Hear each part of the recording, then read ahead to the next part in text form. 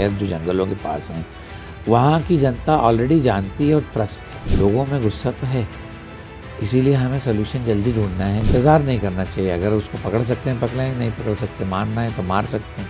हम इन जानवरों को लोग मारना शुरू कर देंगे, बड़ा मुश्किल होगा फिर इन जानवरों को बचाना।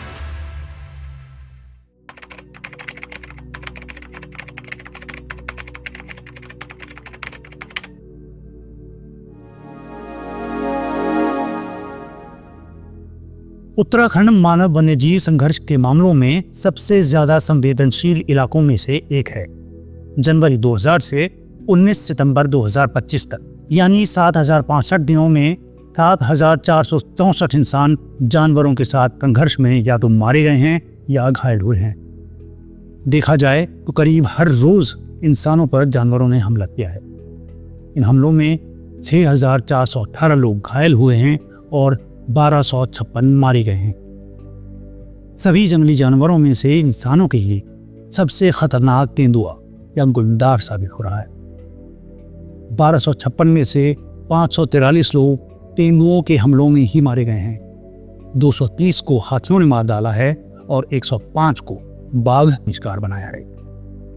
इंसानों को घायल करने के मामलों में भी तेंदुए ही आगे हैं। कुल 6418 घायलों में से 2109 को तेंदुओं ने घायल किया है, 1976 को भालुओं ने और 1026 को सांपों ने। तेंदुए उत्तराखंड में इतनी बड़ी समस्या बन गए हैं कि पहाड़ों से लोग इनकी वजह से पलायन कर रहे हैं और पूछ रहे हैं कि उनकी जिंदगी की कोई कीमत है या नहीं। कई जगह लोगों का सब्र जवाब देने लगा है। भारतीय वन्यजीव संस्थान में टाइगर सेल की तत्कालीन नोडल अफसर और वरिष्ठ वैज्ञानिक प्रोफेसर कमर कुरैशी को ये स्थिति अजीब नहीं लगती।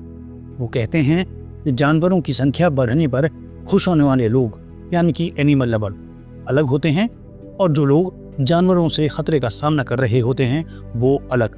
कि मेरा ये मानना है कि जो लोग जंगल के आसपास रह रहे हैं, गाँव में या शहर जो जंगलों के पास हैं, वहाँ की जनता ऑलरेडी जानती है और त्रस्त है।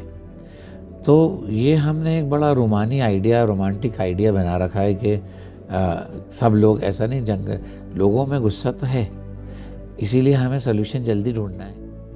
वो चेतावनी देते हैं कि अगर जल्दी समाधान नहीं ढूंढा गया तो लोग खुद ही जानवरों को मारने लगेंगे और जो भी प्रॉब्लम जानवर हो जाए उसके जल्द से जल्द पकड़ना या वहाँ किसी और तरीके से भी रिमूव करने की ज़रूरत पड़े तो तुरंत करना चाहिए।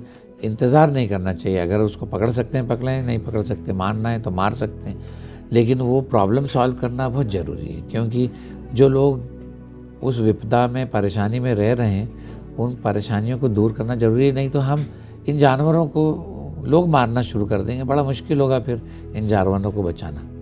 और ये किताबी बात नहीं है।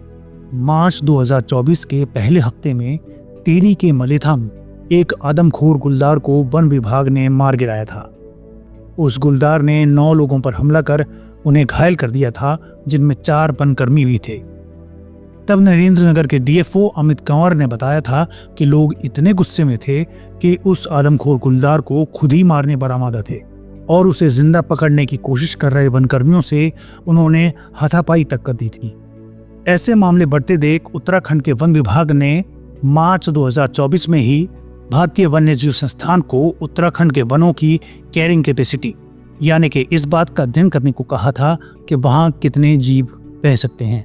लेकिन सवाल ये है कि जब किसी जंगल की कैरिंग कैपेसिटी पूरी हो जाती है तो क्या होता है। कि और देशों में तो कैरिंग कैपेसिटी वो इसलिए करते हैं कि क्या कोटा होगा शिकार का, तो बाकी जानवर मार दिए जाते हैं। लेकिन भारत में चुनौतियां अलग हैं। लेकिन जैसा कि मैंने बताया, हमारी संस्कृति और हमारा कानून हमें ये इजाज़त नहीं देता कि हम करें। तो हमारे लिए बहुत मुश्किल है कि हमें वो तरीके ईजाद करना है कि बिना हिंसक, जैसे मैंने पहले बोलता हुए, हम कैसे इनको अपना ये ऑब्जेक्टिव अचीव करें कि पॉपुलेशन कम हो जाए। ऐसे में एक सवाल और उठता है कि हमारे पास विकल्प क्या हैं। हम वहाँ पहुँच चुके हैं जहाँ पर हमें अपनी पॉलिसीज़, अपने लॉ और नए वैज्ञानिक तरीके की खोज कि हम पॉपुलेशन को कैसे कम करें बिना हिंसक व्यवहार अपनाएं या तरीके अपनाने के, जो क्योंकि वो हम ऐसा सोच रहे हैं। अभी तो हम रेस्क्यू सेंटर सोच रहे हैं, वो भी भरते जा रहे हैं, पर वो सोल्यूशन नहीं है। तो हमें वो तो खोज तो करनी है, ज़रूरी है। और हम उस जगह पहुंच गए हैं कि बहुत जल्दी हमें उसका सोल्यूशन ढूंढने की ज़रूरत है। उत्तराखंड और हिमाचल में बंदरों का बड़े पैमाने पर बंध्याकरण किया गया है और इसके फायदे दिखे हैं। क्या तेंदुओं, बाघों के मामले में भी ऐसा किया जा सकता है? हिमाचल और उत्तराखंड ने काफ़ी बड़े पैमाने पे कहा, ये इसको तो बड़े पैमाने पे करना ज़रूरी है, स्टरलाइजेशन का प्रोग्राम।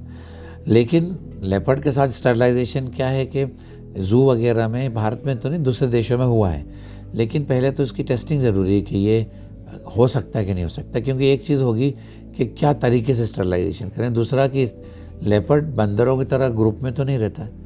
उस पैमाने पे लेपर्ड को पकड़ के स्टरलाइजेशन करना कितना लाभदायक होगा, ये अभी नहीं मैं कह सकता, क्योंकि इसको सोचना पड़ेगा, इसकी मॉडलिंग करना पड़ेगी।